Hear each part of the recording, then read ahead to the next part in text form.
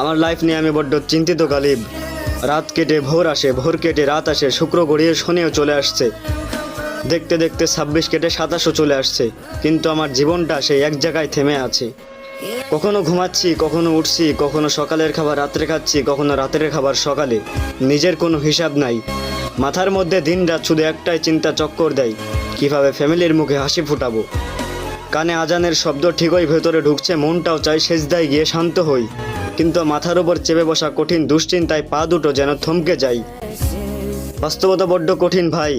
তুমি রাতের পর রাত জেগে কার জন্য কান্না করছো, কতটা অনিশ্চয়তা দিন কাটাচ্ছ, এসব শোনার বা দেখার কারোর সময় নেই।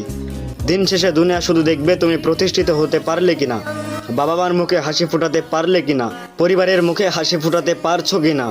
পরিবারের হাসি মুখটার চেয়ে বড় কোনো স্বপ্ন আমার নেই, আর সেই স্বপ্ন পূরণ করার জন্য এই জীবন যুদ্ধে আমাকে জিততেই হবে।